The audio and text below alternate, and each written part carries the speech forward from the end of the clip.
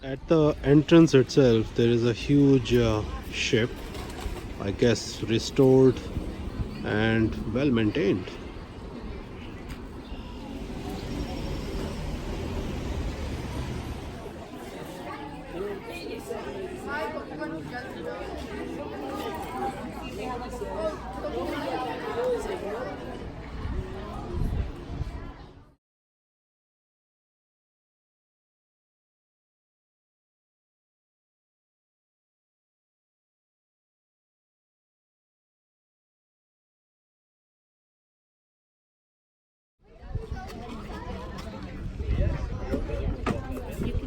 Now, Yeah. just so you know, today in these are all special activities and demonstrations.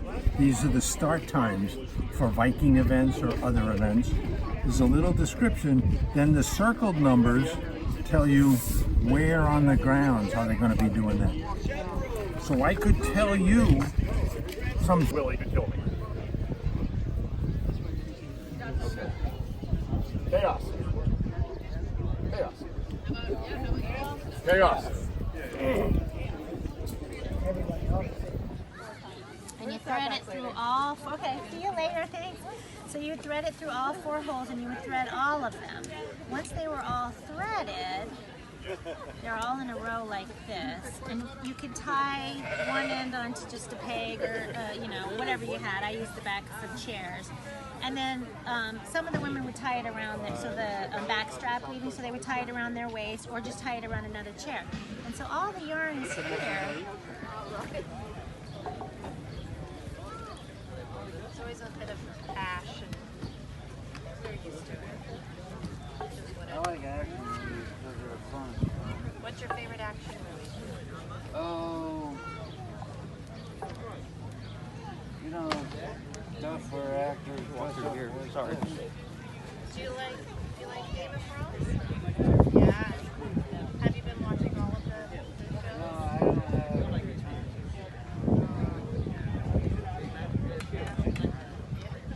Drank every day. Honey was hard to come by and it was really expensive. So, beer would be much more common. But honey was much more significant culturally in terms of the religion and the culture. It was a very, very sacred drink. So it was a drink of the gods. But, it's because people couldn't afford to drink it every day. Otherwise, it wouldn't be the drink of the gods. Maybe beer or something else would. It wouldn't be sacred. It wouldn't be important. So we all like to.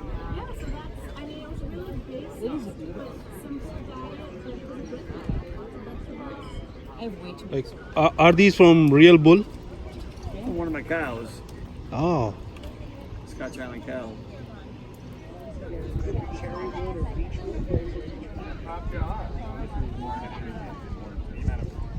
These are free. They're just kind of like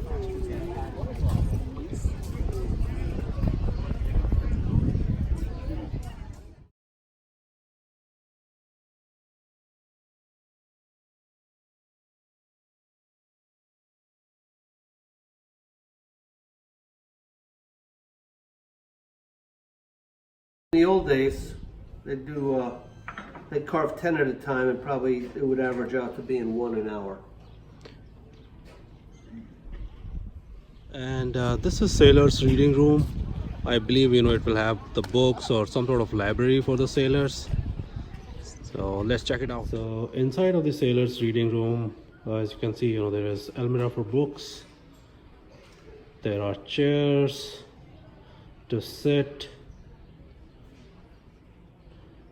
A table to sit, to read books, and it is really well preserved here.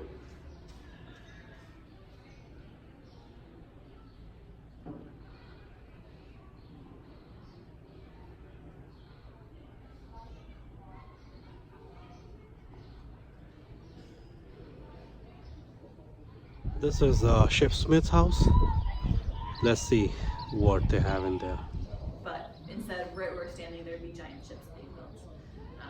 But in the 1940s and 1950s, after the Land became a museum, started bringing in buildings from other places that were going to be destroyed or things like that. But this shop historically was a shipsmith, and And even more specifically, the man who built it, he made items for whaling ships, just like the Morgan. So anything on this table there is what traditionally would be made. The irons that would be found in the whaleboat, the harpoon, the killing lance, the bow spade, chain, the oarlock.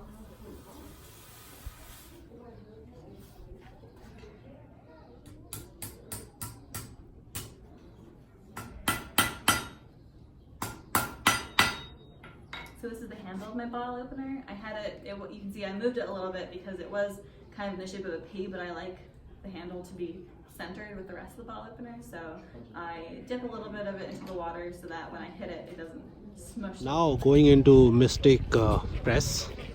Take paper to put in like this, and to close it up, move the bed under the platen, pull the toggle,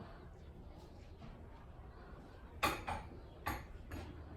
roll this out, and I don't think I did it in 15 seconds.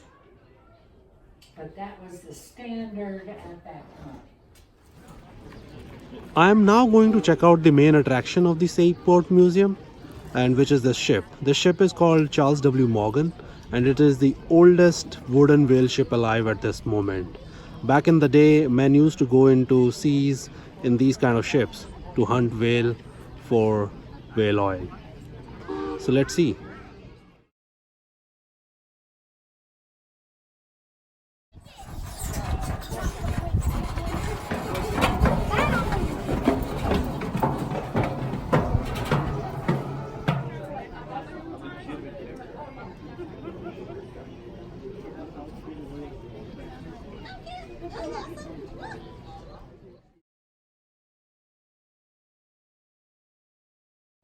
Good looking down there, Daddy. Just pretty narrow.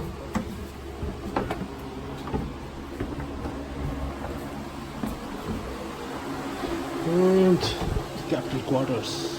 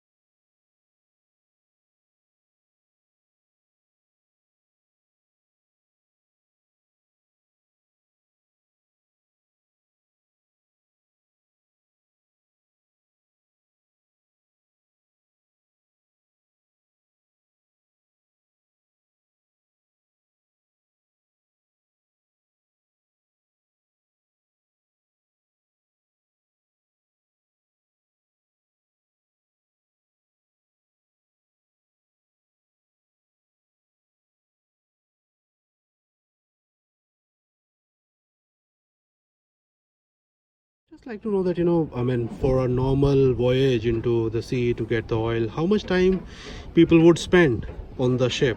An average of 2 to 5 years. Oh my goodness. And looking at the rooms down there, they were really cramped. They were. Living space was not considered something very important to the ship when they were manufacturing the size and ability of where it was going to go. It needed to be a sound ship that had lots of room to hold whale oil, but not necessarily a lot of room to sleep. Your working hours as a sailor were 4 hours working, 4 hours rest. So you're gonna sleep, you don't care where. And your ship is moving. So not only were the ship's bunks small, but they had sides to them. So you wedge yourself in, and while the ship's moving about, you're not gonna fall out of your bed. And I assume that, it would have been really risky to hunt whales also. Absolutely. Like, on ships like these, which are smaller, and as you know, whale is a big mammal. It is. So it's almost absolutely mind-boggling to think that such a small vessel went after such a large animal. But we feel as if we had the upper advantage because of the tools and because we knew they had to come to air to breathe. To breathe, yeah. And that's the time that we used to our advantage. Great. And is this ship like, in really in working conditions? I think this is really well maintained. She is. She sailed in 2014. Oh. That was the first time she'd sailed since the 1920s, but we had refurbished her, or refit her as we call it in ship terms. She was out of the water for 5 years and now she can sail again. Fantastic, thank you.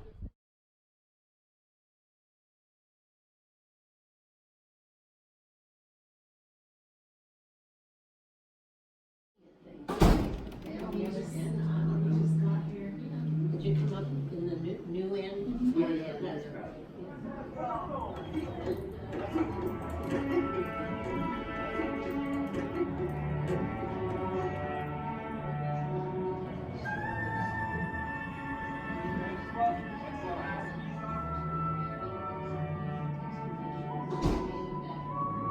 In 2014, the sails of the Charles W. Morgan were unfurled, and the meticulously restored vessel took to the sea once again.